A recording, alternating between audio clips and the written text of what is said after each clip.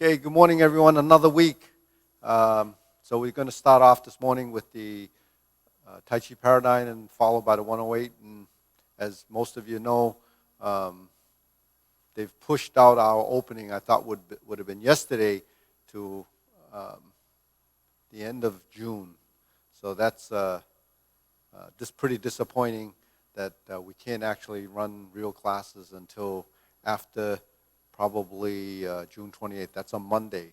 So we got another 45 days. Actually, we've been closed for about 69 days or something like that. And then you have that 45 days. It totals close to 108. So 108 day shutdown allows us to do the 108 movement form, in a half an hour. Okay. So anyways, let's start off in the shoulder width stance. That 108 number really resonates. Ready? 1, 2, 3. 1, 2, 3. 1, 2, 3. 1, 2, 3. 1, 2, 3. 1, 2, 3. 1, 2, and stop. Okay, to the side. 1, 2, 3. 1, 2, 3. 1, 2, 3. 1, 2, 3. 1, 2, 3. 1, 2, 3. 1, 2, 3. 1, 2, and stop. Okay. Hands up. Reach down. 1, 2, 3. To your right, 2, 3. To your left, 2, 3. Center. Inhale. Exhale. Hands up. Reach down. 1, 2, 3. 1, 2, 3. 1, 2, 3. Center. Inhale. Exhale. Remember, inhale, the palms go up. Exhale, the palms go down. And all the breathing is through the nose. We're going to go up again. One more time. Stretch, relax. Release the tension in the back of the legs. If you haven't stretched since last Thursday, it's going to be a little tight. And we're here. Center, but some of you might have done Saturday morning. Inhale, exhale. Okay, hands on your waist, rotating around. 1, 2, 3, 4, 5, 6, 7, 8, 9, 10. 1, 2. Reverse. 1, 2, 3, 4, 5, 6, 7, 8, 9, 10. 1, 2. Center. Cross. Knees. 1, 2, 3, 4, 5, 6, 7, 8, 9, 10. 1, 2. Reverse. 1, 2, 3, 4, 5, 6, 7, 8, 9, 10. 1, 2. Center. Hands on your waist. Neck turning. 1, 2, 3, 4, 5, 6, 7, 8, 9, 10. 1, 2. Back and forth. 1, 2, 3, 4, 5, 6, 7, 8, 9, 10. 1, 2. Center. Tilt to the side. 1, 2, 3, 4, 5, 6, 7, 8, 9, 10.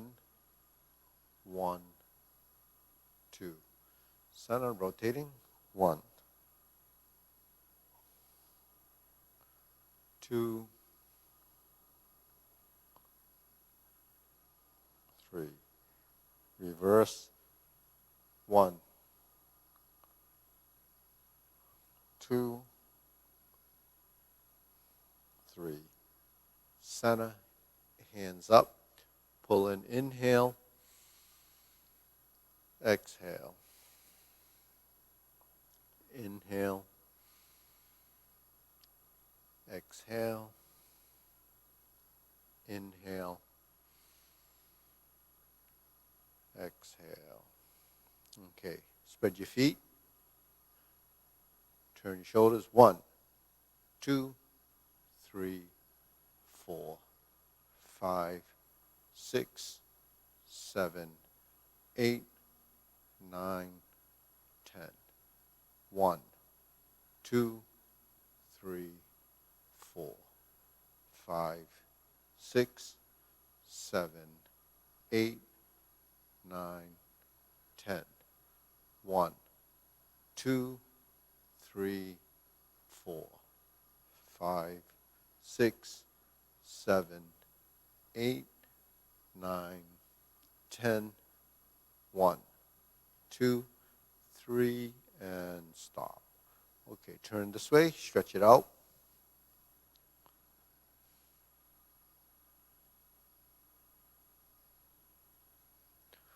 Switch.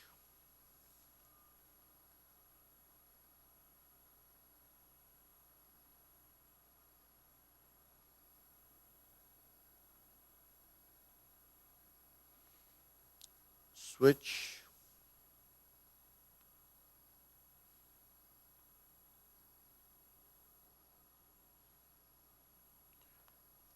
Switch.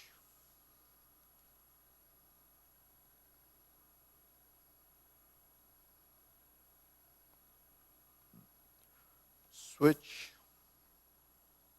Straighten the front knee.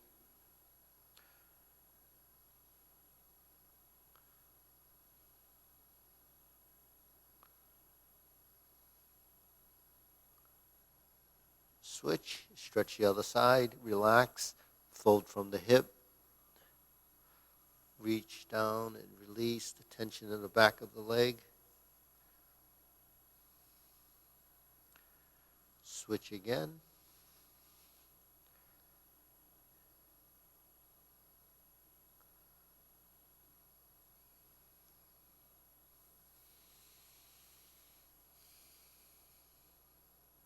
Switch.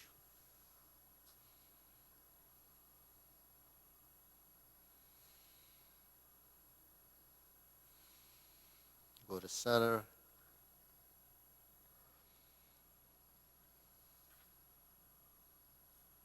Okay, shake it out. Hands up. Pull in. Inhale. Exhale. Inhale. Exhale. Inhale. Exhale. Okay, next, hands on your waist. Shoulder roll. 2, 3, 4, 5, 6, 7, 8, 9, 10. 1,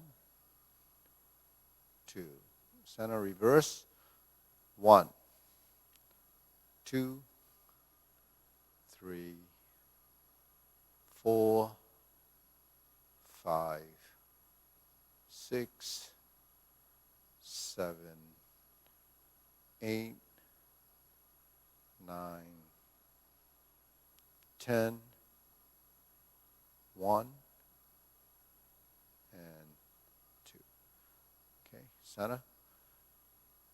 Let's go backwards again. 2, 3, 4, 5, 6, 7, 8, 9, and stop. Okay, press so your palms are open and you're going to push back like that and release.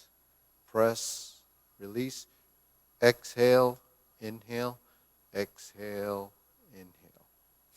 Breathe through your nose, tongue touching the roof of your mouth.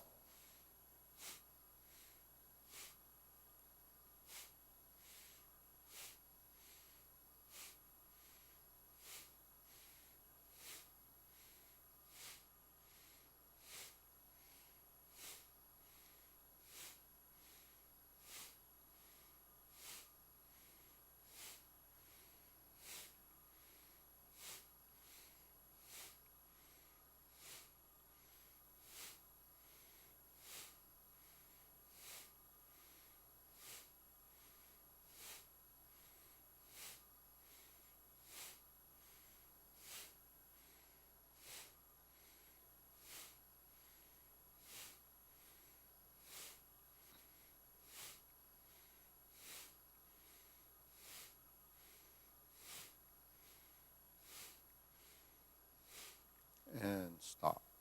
Hands up. Pull in, inhale. Exhale. Inhale. Exhale. Inhale. Exhale. Okay, one more time. Inhale. Exhale. Okay, wrists.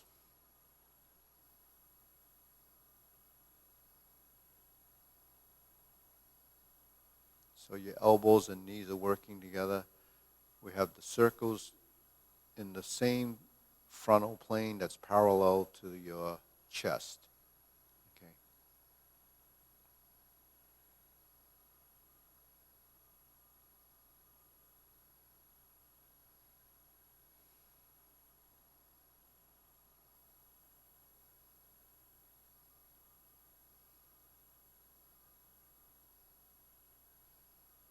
Reverse.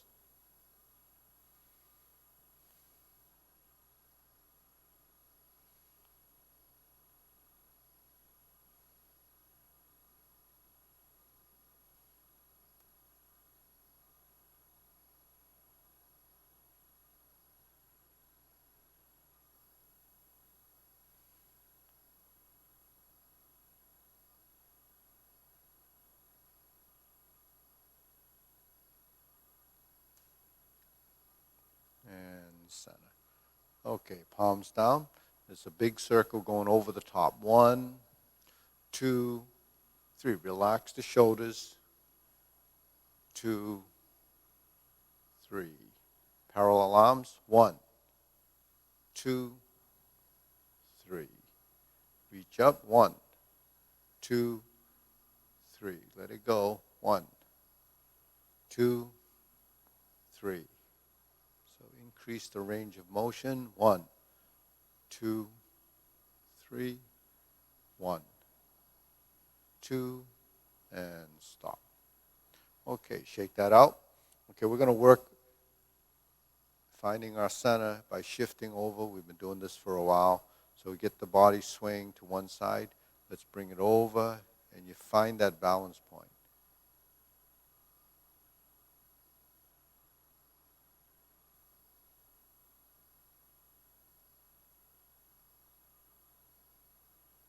Okay, let's shift again. Hold for a second. center, bring it over, find that point where the leg wants to come close to the supporting leg and go straight out. Okay, let's bring it back to center, shift, and the hands are going to go up like this. 1, 2, 3, 4, 5. 1, 2, 3,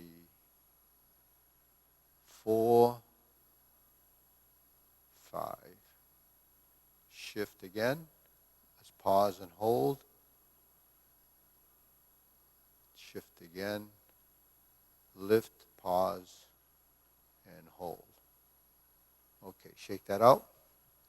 Shake the legs out.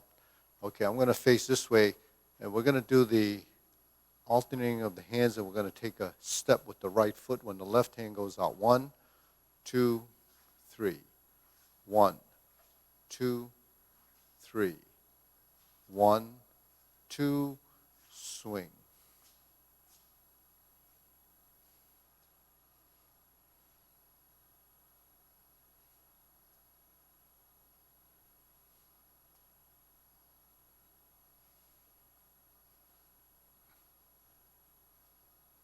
And center. Okay, let's take a step back a little bit. And we're going to do that again. We're going to step, step, step. Go back, back, and back. That just gives you the idea of how the hands and legs should be working. And then we get the hands swinging with the leg. So if you have trouble doing this, you can also support yourself with a chair or something nearby that you can just give yourself a little bit of a support. Say this, okay?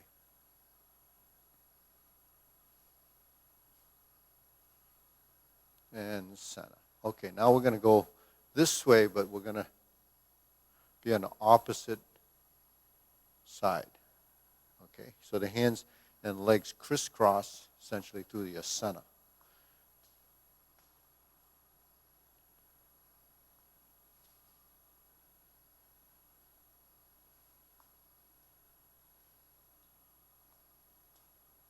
And switch.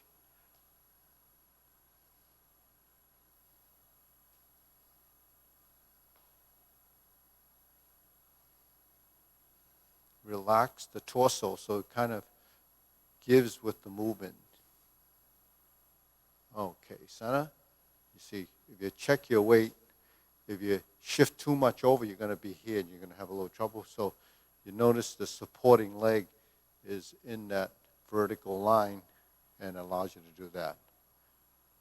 So you have to look at this body form, then you kind of establish where your center line is going to be and where that supporting leg, that vertical line is what we're looking for. Okay, hands up, deep breathing, inhale, exhale. Inhale up on the toes, exhale down on the heels. Well, at least let the heels settle down. Inhale and exhale. So you want your spine to be as vertical as possible so that you can go straight up and then down. Okay, now we're going to do this movement, silk reeling, and we're going to step out. So this is the sitting stance and the forward position.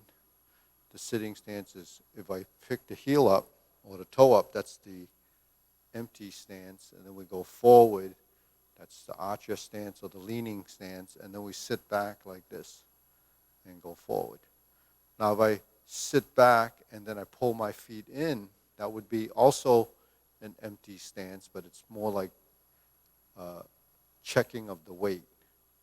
And then if we step forward, we're in the lean and then the back. So we're just cycling through and then turning like this, okay? So we have a series of movements, 1, 2, 3, and then 4 is here, and reset to here, 1, 2, 3, 4, and just keep going through the motions. If you can cycle from one point to the other.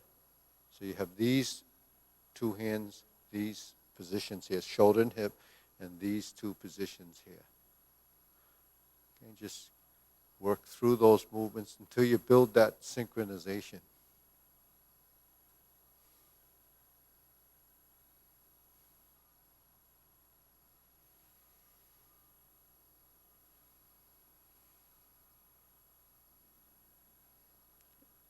Then you turn away and then turn again. So you actually build in some dimension along these two sides. Okay.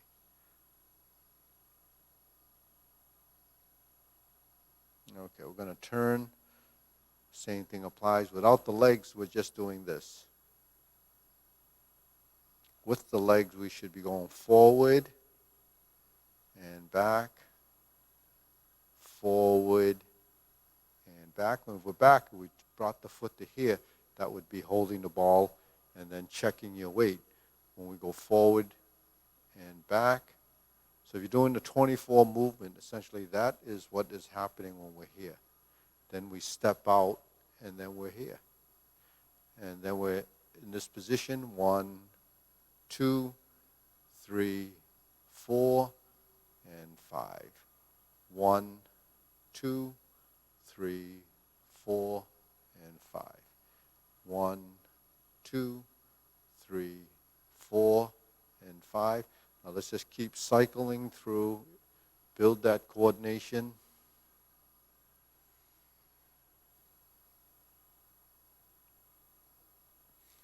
You know, while you're watching it on video, you followed me going through the movements, but eventually once you have these movements, just track your own movements, watching and following the pattern of the hands.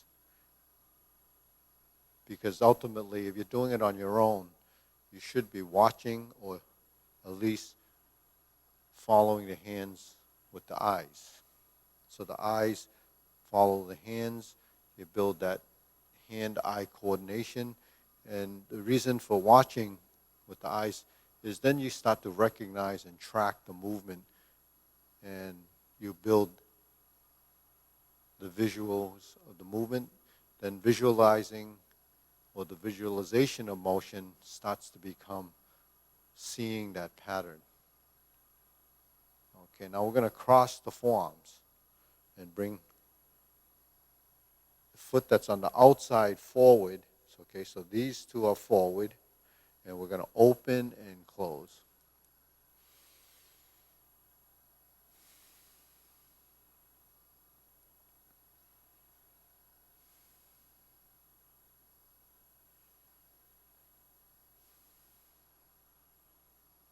So most of the weight is on the back leg.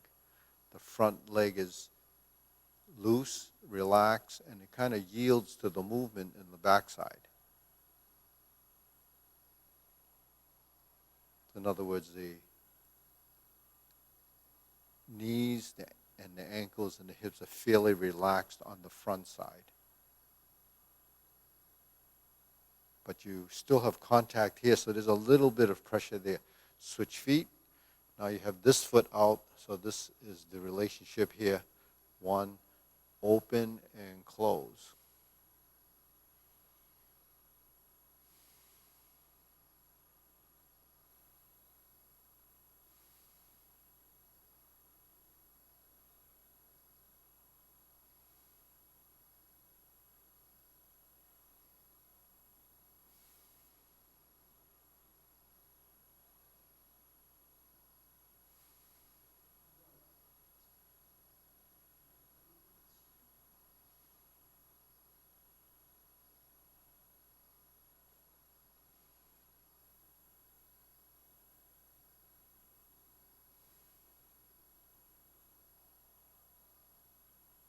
And close. Okay, feet parallel, shoulder width.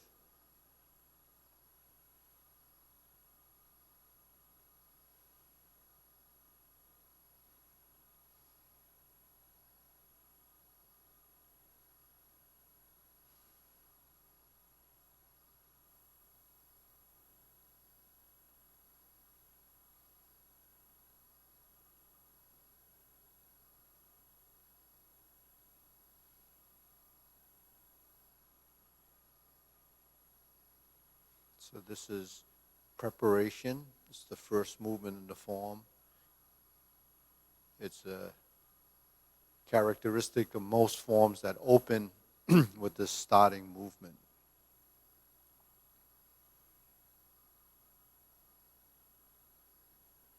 Okay, next we're going to do standing positions, standing postures, lower hoop. Relax the shoulders.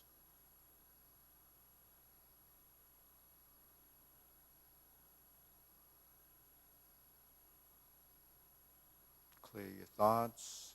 Gaze toward the front.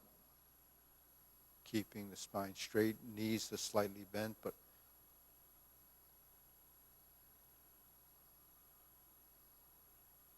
this is the first position. Second position is shoulder height.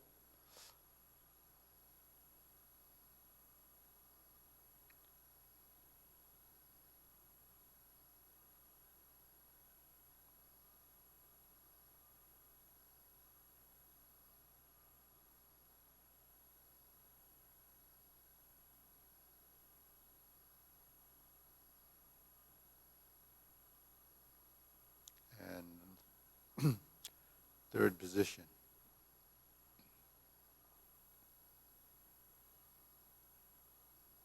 So these three positions, the knees are slightly bent, hips are relaxed, spine is straight, tailbone is not tucked under, but allowed to sort of float freely vertically down.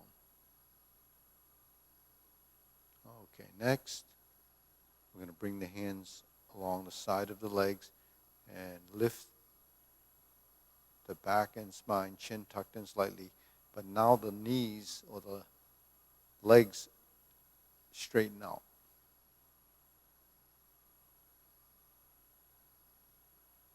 Okay, without locking the knees. Okay, now we're going to go fingertips down. So this is the fifth position.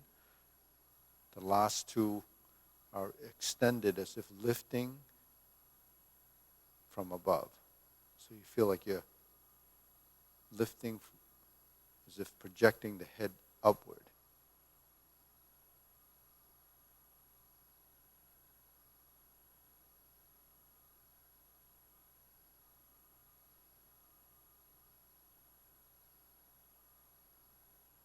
Okay, deep breathing. Inhale. Exhale. Inhale. Exhale. Inhale. Exhale. Okay, so those exercises from the beginning is building,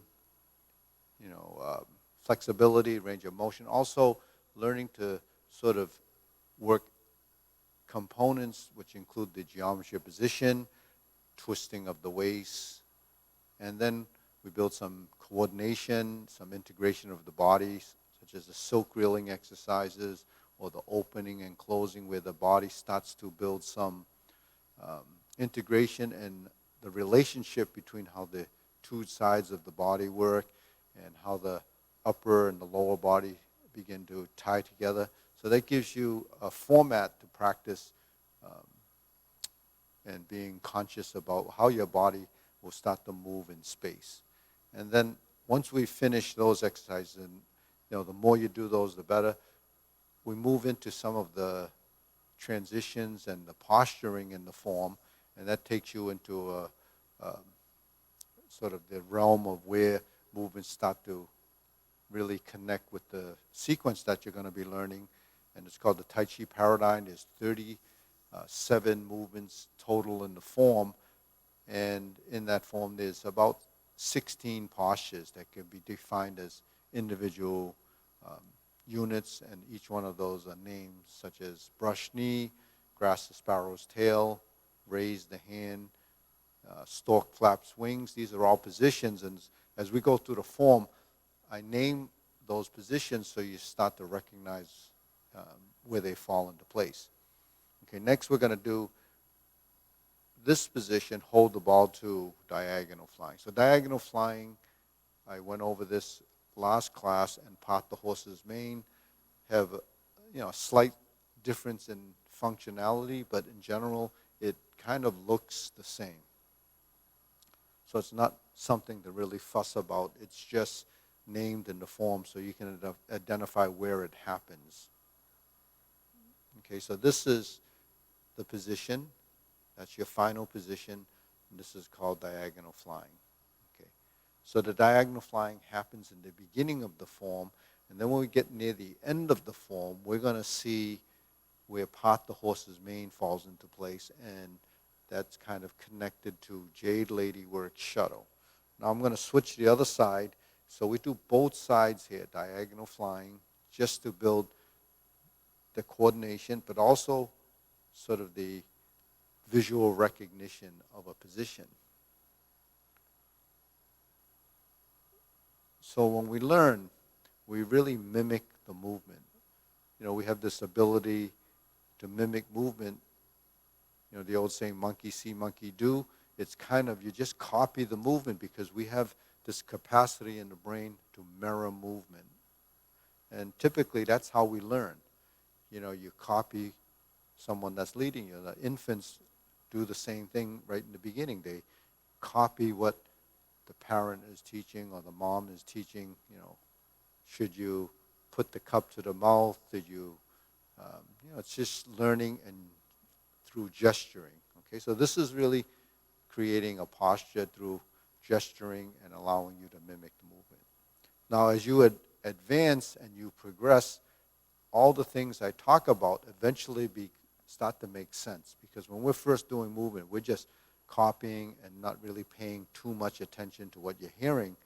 But while you're hearing it, some of that information actually gets stored, and then you can draw off that information when your body and your mind start to connect to the relationship, to the concept and theory that's driving these movements. So there is some give and take when you're learning. And then one of the things that's most important to realize is that we're creatures of habit. So when we do something over time, it becomes a habit. So when we practice, we want to at least pay attention, consciousness of your movement, mindfulness of your position. And then as you start to evolve, it does make a difference with the size of the movement, the timing in the movement, and the relationship to the body in regard to your posture. So, a lot of this stuff that I'm talking about, doesn't really make a whole lot of sense in the beginning. Okay, now I'm going to turn this way, and I'm going to tie two things together that we've been doing is shifting of the weight, and shift of the weight. So you can see that while we're building integration of body, we're also building a relationship. Now, while we're doing this, we develop a synchronization, but the timing involved is really the difference between this movement and this movement.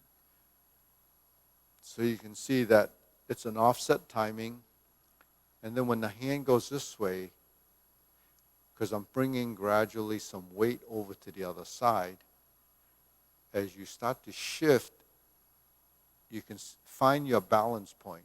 The balance point is really where your center of gravity is, your center of mass. And really when you shift and find that center of mass, your body starts to recognize over time where it's going. You develop spatial awareness, and that's part of knowing yourself in space, which is proprioception.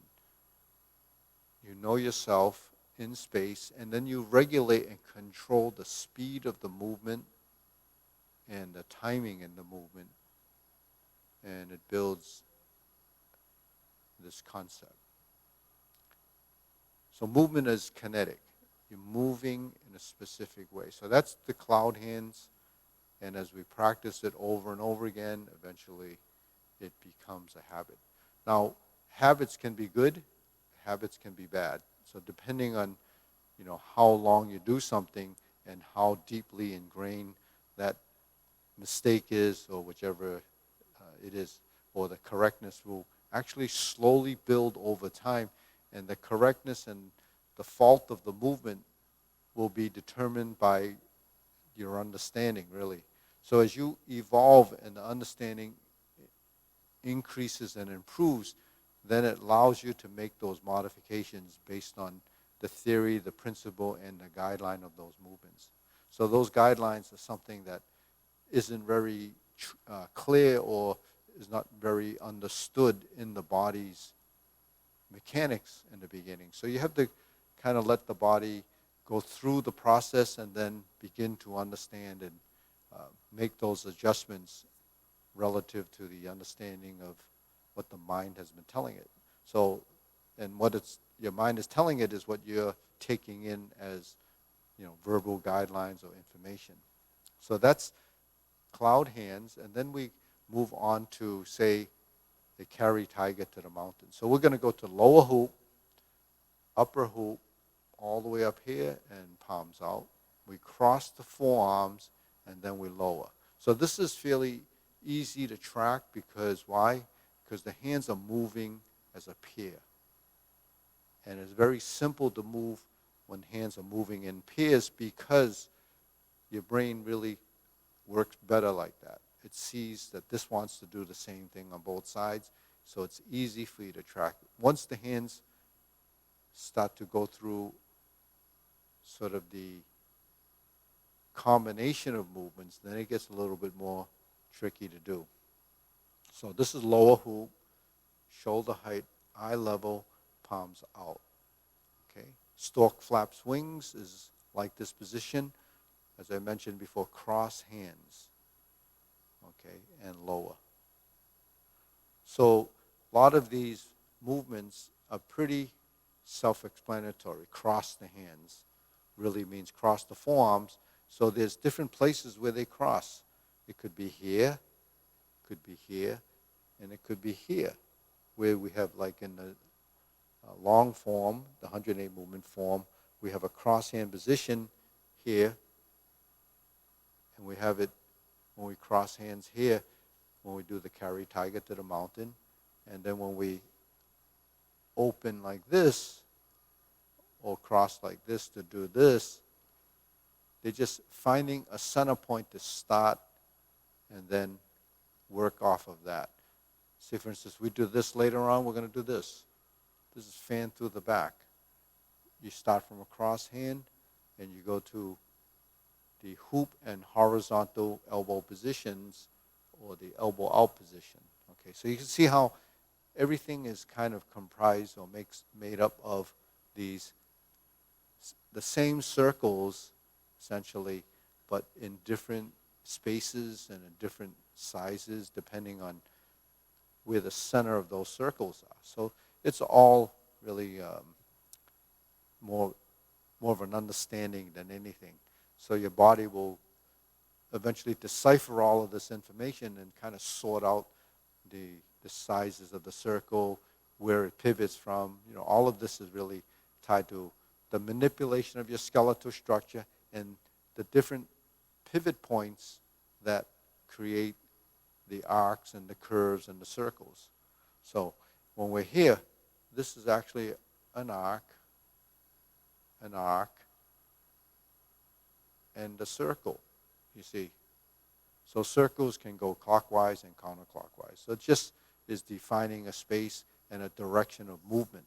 So that ties into another thing, is that direction of movement is really dictated by the posture and the action in the movement. It could be to the front, it could be slanting up, it could be turning, it could be going forward with a push, it could be going forward with a thrust, it could be going downward, it could be opening to the side. So, those are directions. Directions are like an arrow, like a vector going in a direction. So you draw the lines based on the direction of movement, and that becomes at some point what we call the conscious intent. Conscious intent is your intention with the movement and what you want to do with it. So there's a mindfulness of that. So a lot of times intent is really pre-planning what the next thing that's going to happen. Just use, if you're thinking of going to the supermarket or you're going to a store, you have an intent. You're going to purchase something. So your mind thinks along those lines that this is what I need to do. But when we're doing these movements, our mind is creating an intention. And that's what we're actually tracking as a movement to define that space and motion. And then as we build that intent, that's that mind-body relationship that we're talking about, or what a mind-body exercise is. It really connects all of that. And none of this works by itself. The mind actually directs the body. And so that's one of the guiding principles. Now from here, we're going to go to the infinity sign. And this is really taking a movement, creating a pattern, which is the figure 8. And this pattern is this in a space. So it's the infinity sign, which is a figure 8 on its side. And you're looking at it as 2 petals with a center point, and you want the 2 petals to be even. Okay, so you don't have a small one here and a big one there and a small one here. They're pretty even. Okay, now that's called divert and block in the form, and we carry that same movement down to the lower area where we're going to form the fist. So forming the fist in combination with the infinity or divert and block become divert, block, and punch. Divert, block, and punch. So a lot of these movements work within a realm of a space. And this space is really dictated by your body. So we say, as a reference, waist level to the front, center line if it's singular. So when you throw a punch and you twist and turn slightly, the punch actually is directed toward the center. When you form the fist and we punch together, then they form a parallel line or a square movement. And that applies with 2 punches, or it applies with when we cross and push as leopard and tiger springs to mountain. Now we bring the hands down and we poke toward the center, like we have in strum the lute, we have a poke to the center. Those actually merge on the center line, creating the triangle position. So you can see the geometry of position really comes into play because our body is really made up of pieces that are linked together at the joints. And these joint positions create different shapes. So the best way to describe the shape is by the geometry. The triangles, the circles, and the squareness of the movement. And this is all defined by, the understanding that the body and mind start to understand from, doing it over and over again. Your body starts to begin to recognize joint angle positions, which is really what muscle memory is. So muscle memory remembers the position, but the position is really defined by the angular position of your joints. And the angular position of joints in motion creates arcs and circles and so forth. So while we go through those fundamentals, we see that there's a lot of basics here. Okay.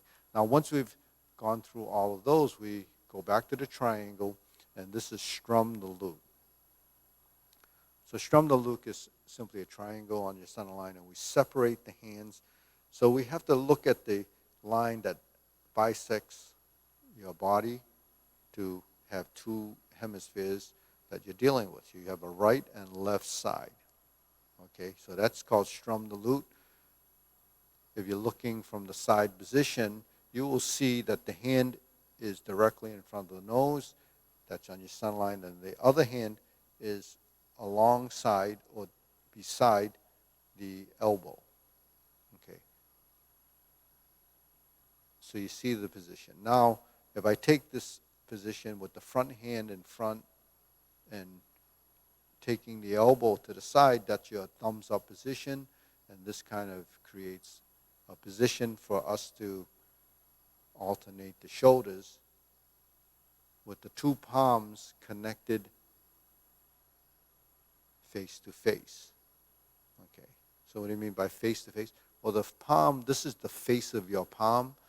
So you have two faces that come together. You join the palms and you're here. Okay. So this is alternating the shoulders. So you have to relax the shoulders and drop the elbows and let it go. And we switch to the other side, we find the other side, and we thumb up again, okay, face to face, and we alternate the shoulders.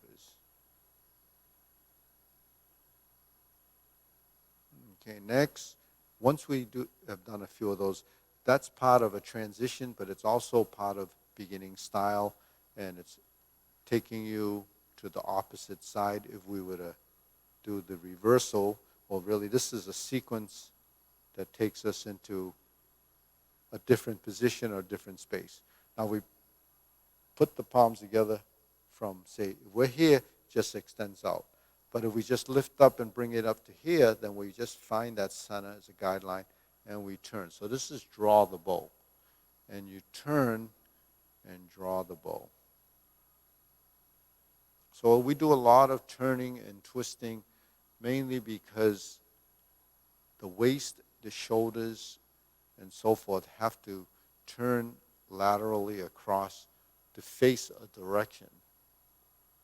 Now, we actually don't, in general, most of us don't turn a lot in the waist or the torso because the body over time has become so rigid that it doesn't know to turn. So if movement, a motor skill, then we have to actually teach our body how to do this. And it won't learn it if you're not consciously aware that this happens. Okay, so that's drawing the bow, and you align the hands and the body is turning.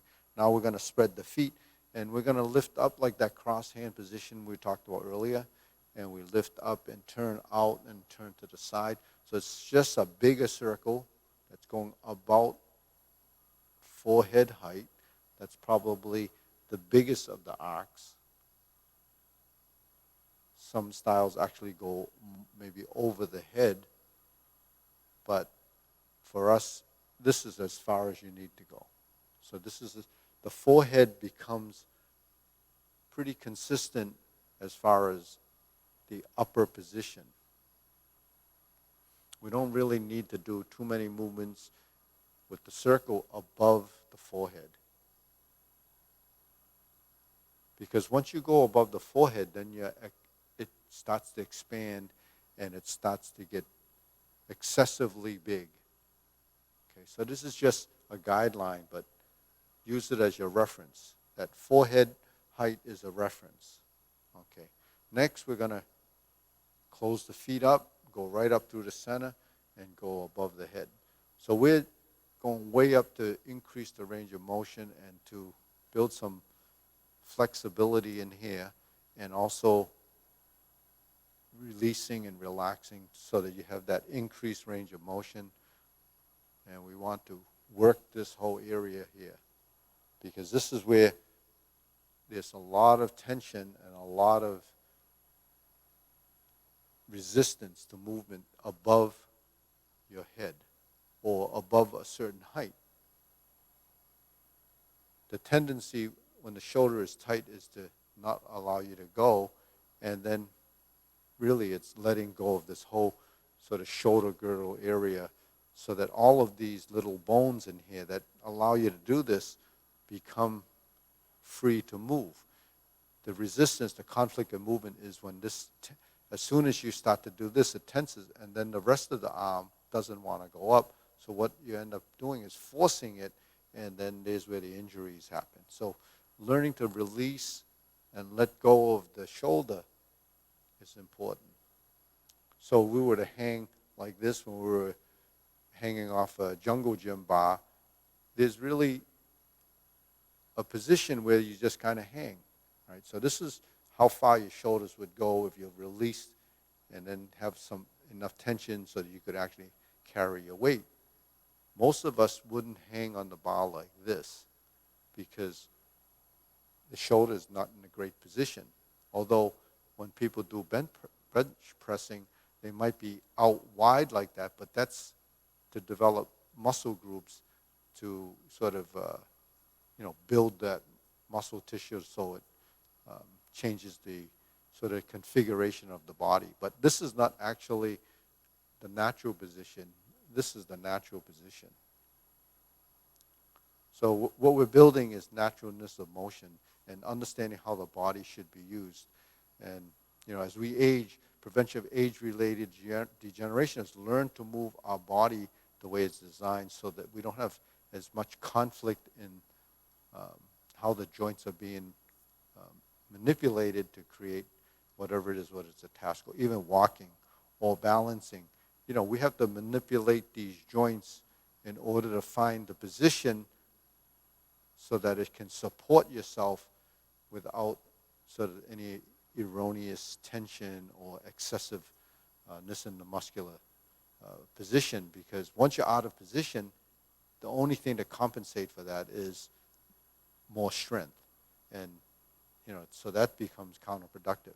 Okay, we're going to go through the form now and then go through some of the postures. So we start off here, preparation. Sink the elbow, relax the shoulders and knees. Shift, pivot, step. Step up to neutral. Here's your neutral, center line. Forward press, horizontal, face-to-face palms, turn. Flip the elbow, stroke down, move the foot in, and move it out. Every time the knee goes forward and bends, relax it and let it go. So this is grasp the sparrow's tail.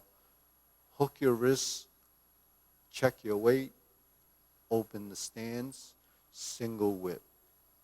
Palm side goes in, hook side goes across. Shift your weight. Might have to adjust this foot so that it points to the mirror. This is diagonal flying. Shift the weight. Every time you shift your weight, you have to relax the joints in the supporting leg. So when I shift the weight, my ankle actually took up the load, because if you don't release the ankle, you're going to be stressing and tightening the leg. So relax the ankles, knees, and the hips. Then you turn, toe, heel pivot, round out on the right side for the first brush knee and push. So we've got a few transitions here. You have vertical, horizontal, palms together, flip the elbows, inside hand goes down, you wrap around, and then you push. That's two complete right side brush knee and push. Now you go to the left side. Now we're going to twist step, pass through, and once we're here, we turn to the left, inside hand goes down, you wrap around and you push. Now a push is not just an isolated arm movement on the pushing side, but it's the straightening of the side on the same side as the push to create the pushing action as a summation of those two pieces. So we're here. This is strum the loot. Here's your triangle, sort of poking forward, shoulder width. Now close the door. Now you notice the hands are on a center line because we have one hand here and one hand pushing here. So you have two hands on the center line. Still on the center line, we form the fist, we twist and punch. And then we exchange the front to back side of the hands.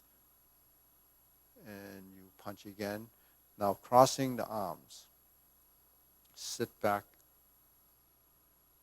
to vertical, to horizontal. That's leopard and tiger springs to mountain. How we carry tiger to the mountain in the form. Actually, here we're going to, go from here to neutral position. I actually went to the long form. This is really what happens here.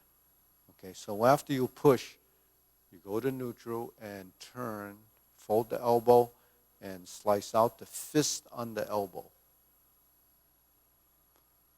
Okay, so fist under elbow is really rolling the hands and forming this. So remember, fist under elbow, self-explanatory, fist is under your left elbow. Go back to neutral, repulse the monkey, straighten the back foot, and we're going to go backwards 3 times.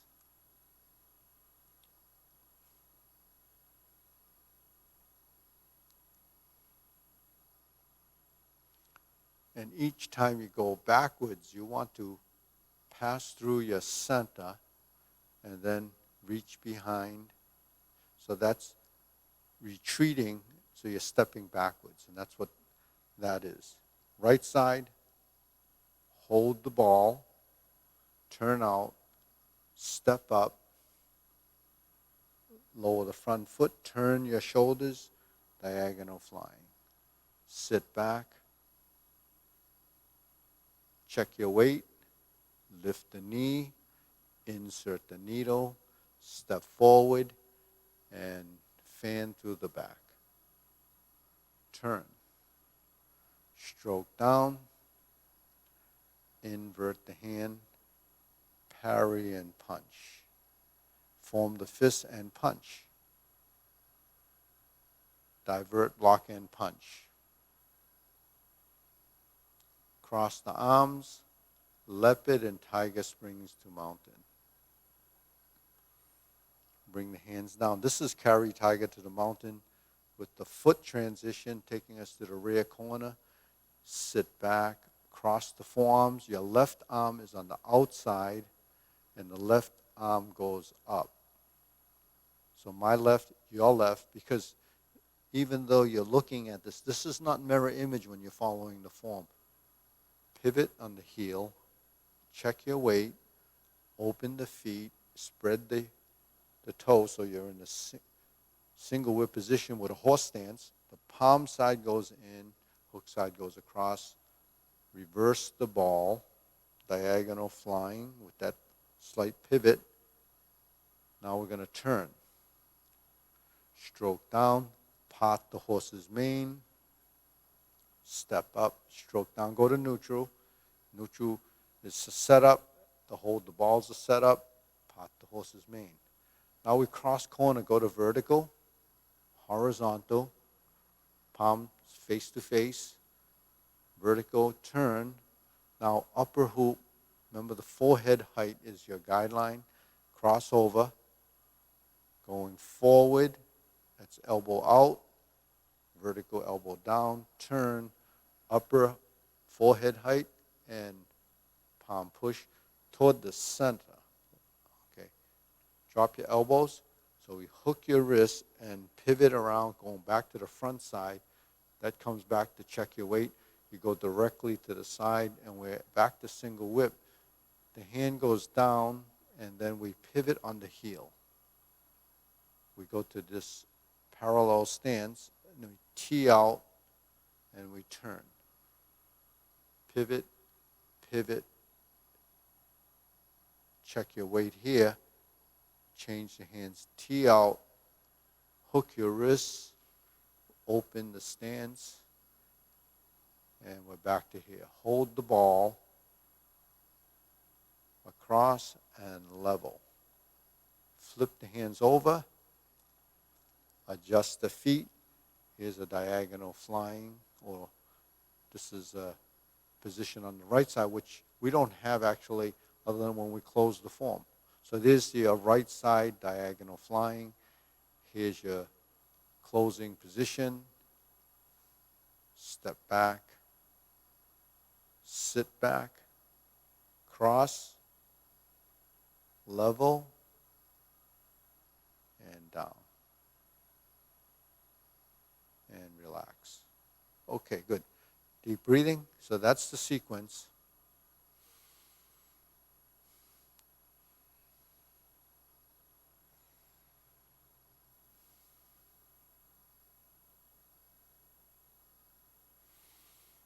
So sequential memory is a great tool for practicing and building, brain plasticity and building neurons and so forth, and building the understanding of how all of these things that we're doing is uh, building blocks for that sequence. And that sequence is really what we note as the Tai Chi form. And when we practice that, there's really a benefit, but a form really houses movements, and those movements are what you can draw off of to maybe practice, and you get to recall most of the things that you've learned. So the thing is, it goes into long-term memory. It takes anywhere from 4 to 6 weeks for the movements to go into long-term memory. And the more you practice, the deeper it goes and the more embedded it becomes in your body. So eventually you learn these sequences, and you can learn multitude of sequences really based on your interests, but practicing is really cultivating that one form and trying to get the body as astute as possible and build body intelligence, body awareness. And while that's all happening, you're building better balance, better coordination, more mindfulness of everything that you're learning, and clarity of thought. And really, it's amazing exercise you can do. And it doesn't take any special clothing. It doesn't really take anything away from your normalcy of movement. You're not hyperventilating, you're breathing heavy, and you don't even actually build a sweat if you're doing it, under normal conditions and normal temperatures. Obviously, if you're doing it outside and it's 95 degrees out, you may still be perspiring, but that's not from the exercise, it's from the heat outside. Okay, so we're going to move on to the 108 movement form. So anyone that's following can continue with that, and we can build off of that. So, with the 108 movement form, as we know, it's really the step after the Tai Chi Paradigm, but we still have to refine what we've learned within the Tai Chi Paradigm framework. So grasp the sparrow's tail, brush knee, fan to the back, diagonal flying. All of these are still part of the 108 movement form. Because you've learned the sequence doesn't mean the body has caught up to the true understanding of what the body should be doing. So while learning the 108 movement form, you're still expanding your memory, expanding the postures, and reaching a level of doing movements that are a little bit more difficult, that require more flexibility, require a little more strength, and definitely requires better balance, because if you're going to start to kick and you're going to start to do all these movements, downward posture requires even more supplementary training, from the stretching to the idea of how do you get down into a one-legged position without stressing or hurting yourself. So you still have to do the building blocks, more stretching, expanding the range of motion in the hips and so forth. And all of that starts to help you go down in your posture or stand more balanced when you lift your knee, and build more strength in a position so you feel more stable and hold those positions a bit longer than you've been used to. The grasp the sparrow's tail drills that we've done over time is really stemming from this simple procedure in footwork. So while we're building our form, whether it's the long form, we have to build more understanding in the individual postures. And when you make your transitions, how you move your hands and how you move your body becomes more of synchronization and relationships when you're moving from side to side. So this is going to single whip and turning and moving the hands. So moving the hands from one side to the other really is what we're doing when we move to the neutral position. So while we're moving and adjusting our feet, this kind of builds continuity of movement. Because when we step up, regardless of what happens in the posture, we have to learn how to synchronize. So while we know this movement, in this format, it's real basic. In this format, each hand is replacing each other and pausing, depending. And then if you're going from hand to feet, and then back and forward, you're building transitions in space that take you into directions. So there's quite a bit of things happening when we're moving. So if you did this drill and follow the sort of the body mechanics, you could see that between this and this and this and this, you'll start to build an understanding of how the feet and the hands tie together, going from one position to the next. Because essentially that is what's happening when we go from one position to the next.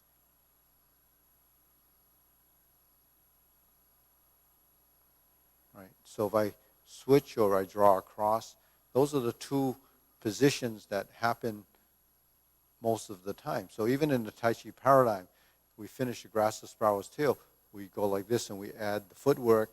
The hands are learning to basically go from one position to the next, moving the feet and moving the hands, cycling one at a time. Now as you build the sequence in 108, you're learning more and building more memory.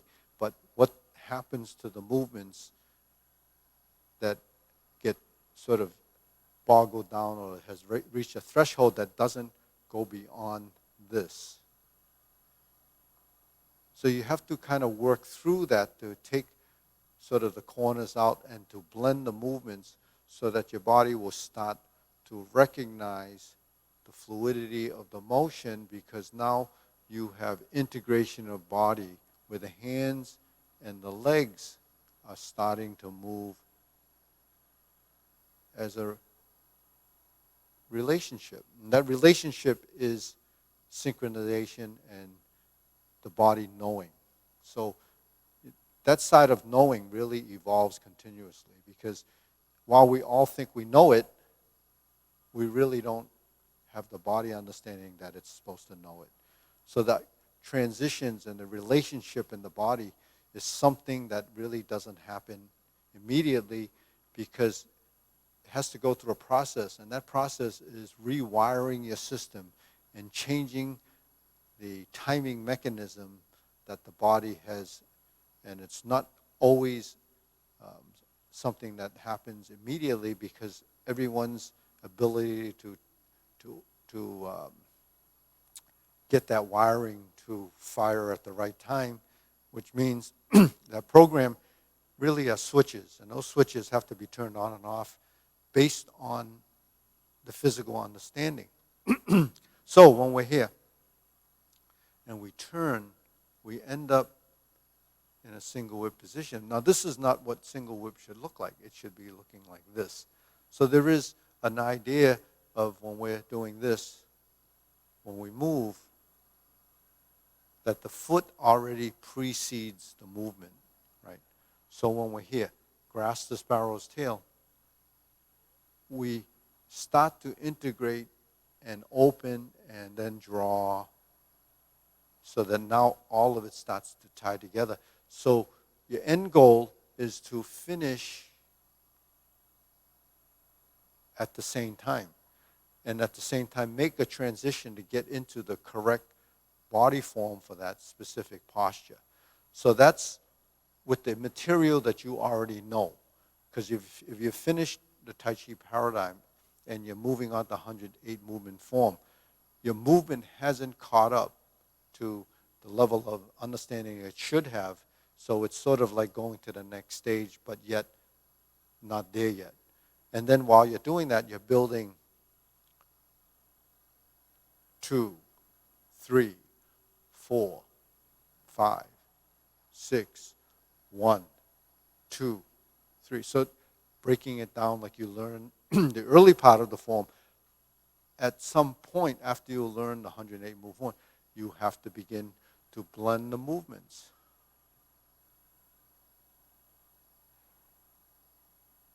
So when we start to blend the movements, this is what we call the body intelligence, because now all of that starts to blend together, and the tremendous information that's been stored here and the cross-referencing of the strategy now turns into movements that appear to be seamless. So there are stages of development, especially with the form, and as you evolve, when you reach that stage of development, which takes time and evolves as a function of time, the more you practice, the better you get.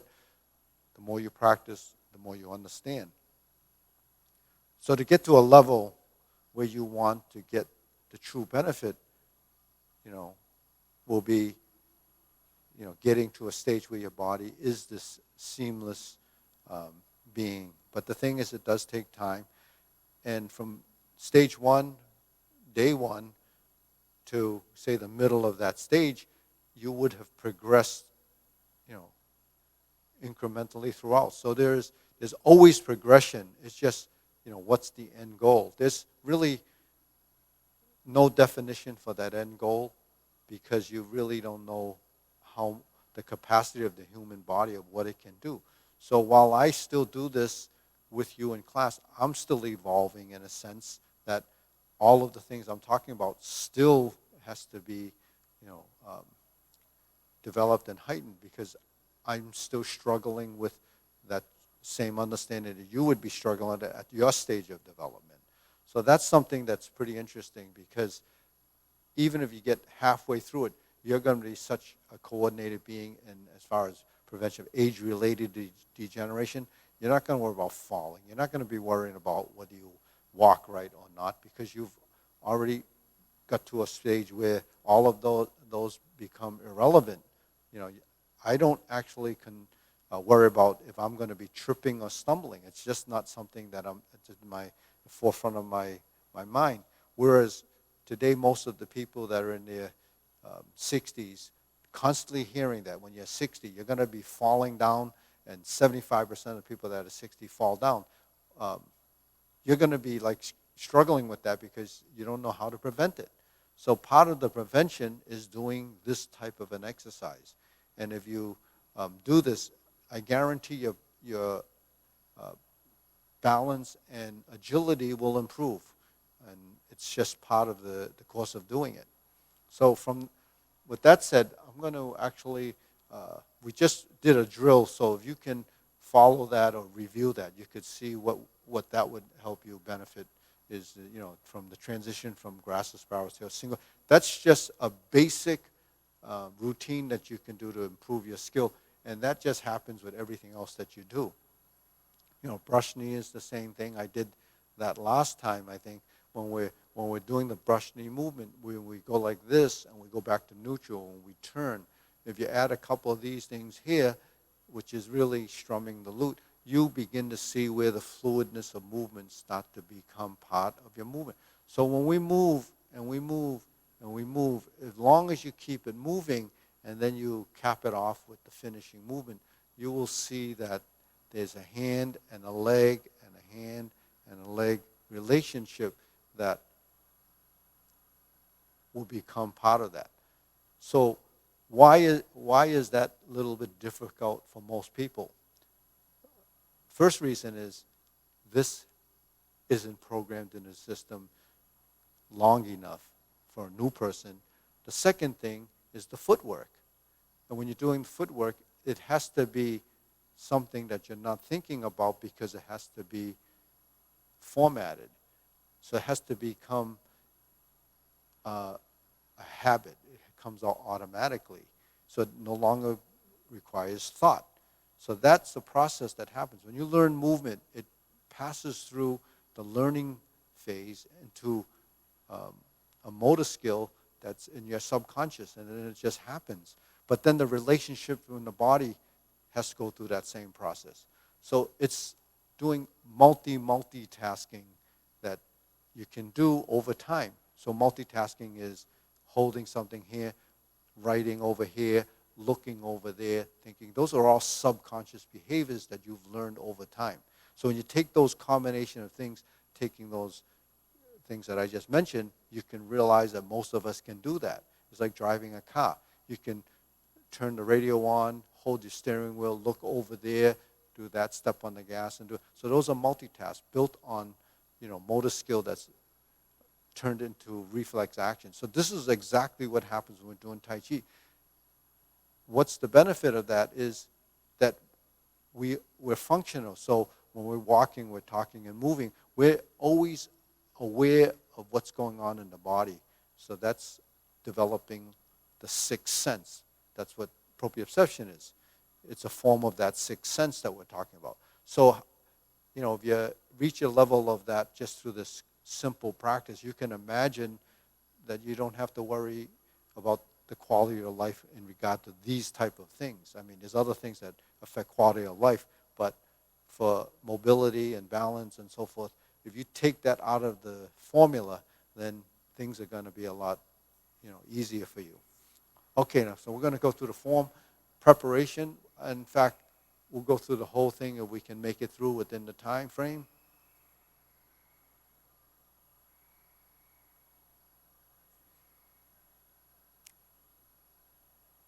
Grasp the sparrow's tail.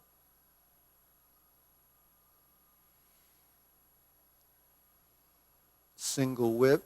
And so this is identical to the Tai Chi Paradigm sequence until we get to a certain point. So if you can distinguish where we are in the form, then it means that you actually know the form better than you thought you did.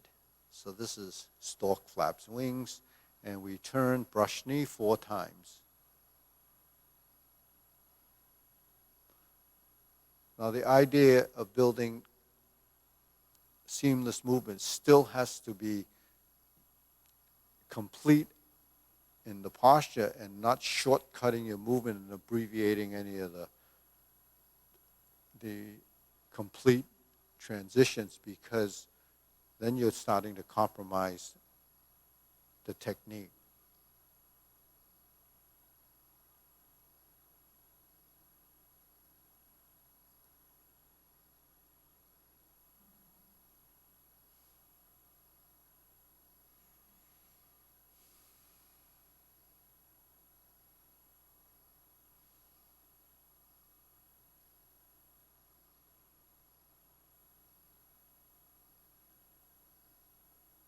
Now here we change to carry tiger to the mountain on the front side. And this is right hand to the outside.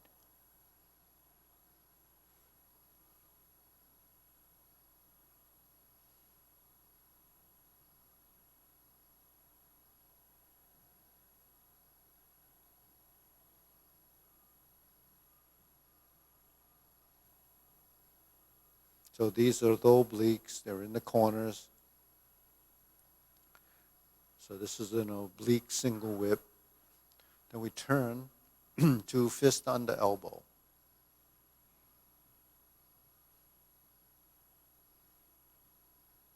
To repulse the monkey.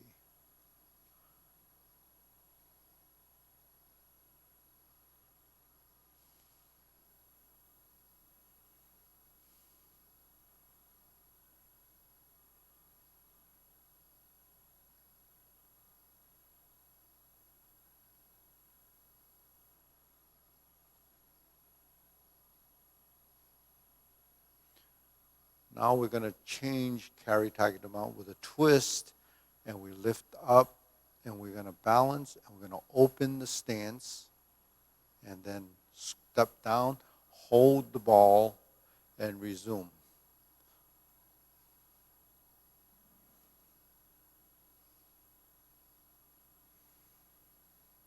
Bend from the waist, stork flaps wings.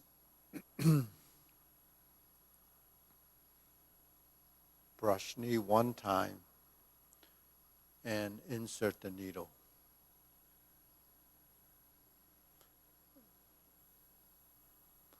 fan through the back, turn, stroke down, parry and punch. This time we retreat, that's stepping backwards. Step up, grasp the sparrow's tail, and single whip. First set of cloud hands begins here. We hold the ball here instead of going directly, and we do these cloud hands in 3 separate pieces.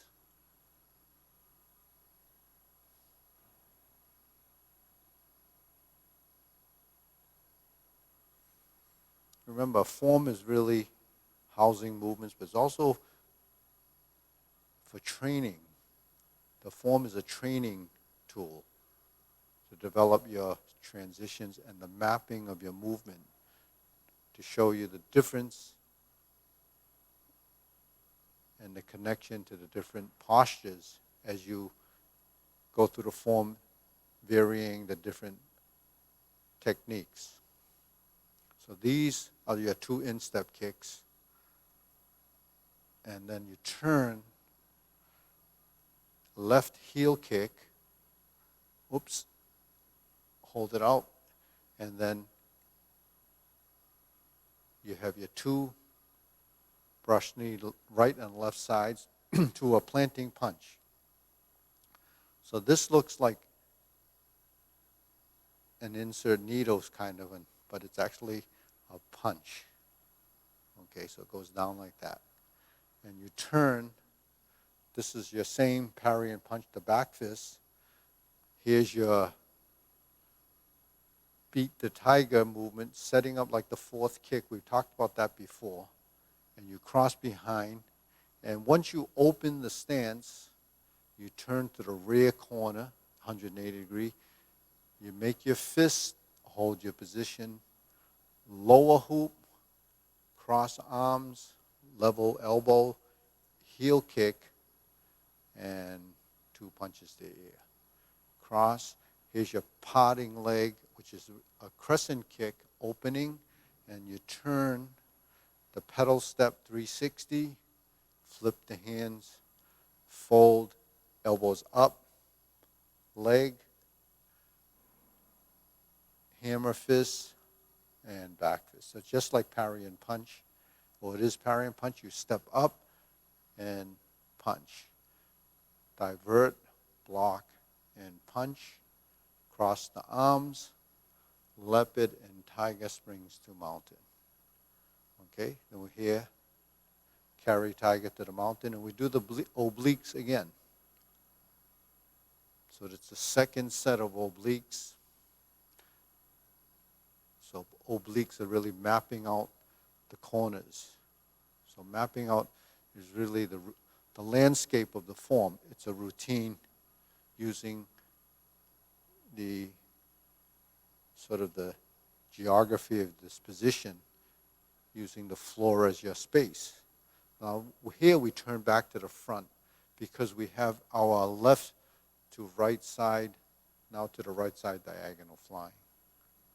And then we do the part the horse's mane 5 times. So we have that additional right side diagonal flying.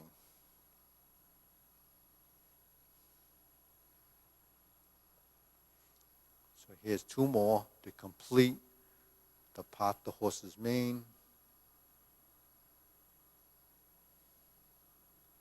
Then we cross corner, just go over to this side. Jade Lady work shuttle. Pivot, pivot, step, step. We're here. Forward, back, and forward, stroke down.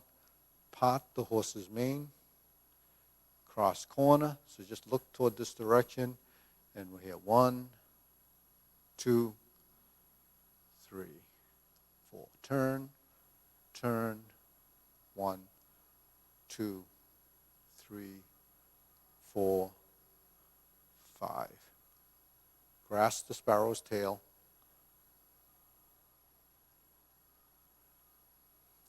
Single whip. Okay, good. Now we do the next set of cloud hands, and we'll have a downward posture.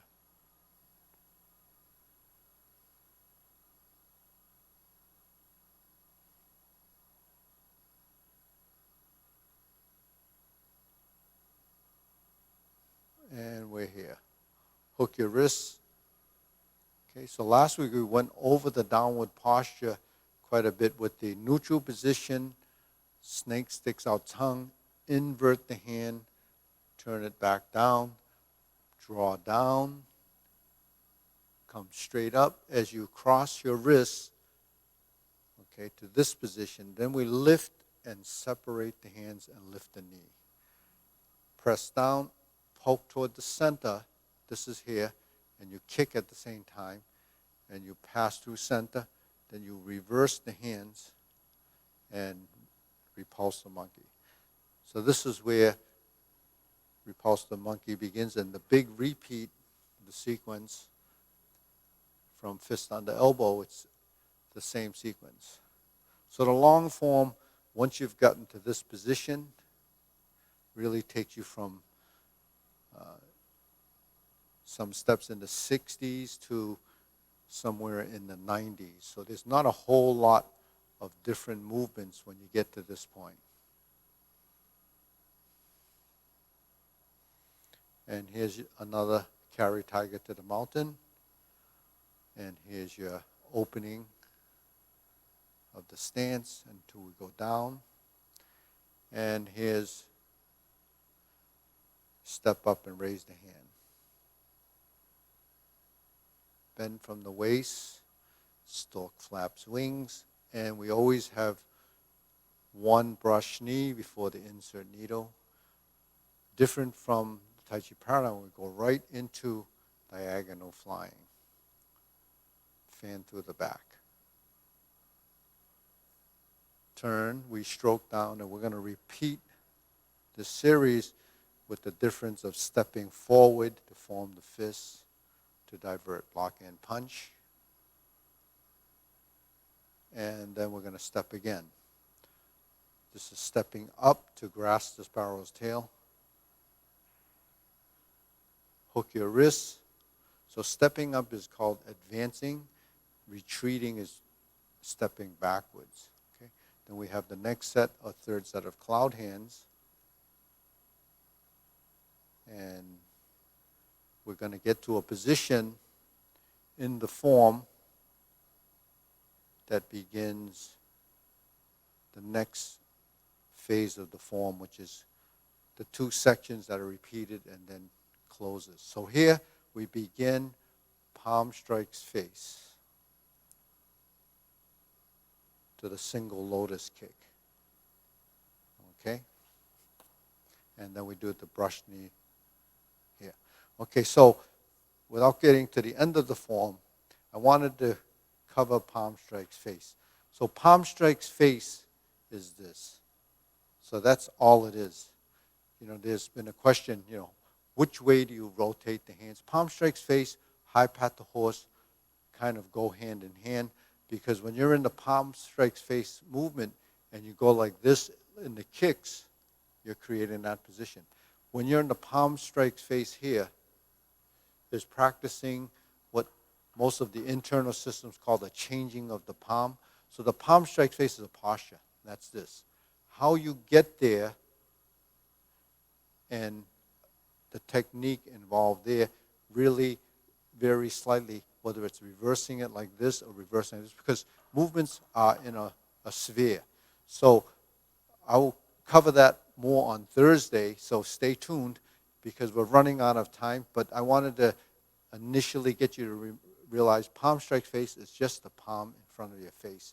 And I'll give more details on Thursday about that. All right, so I hope you enjoyed this. It's been a long weekend, but anyways, I'll talk to you next time. Give us a thumbs up and subscribe.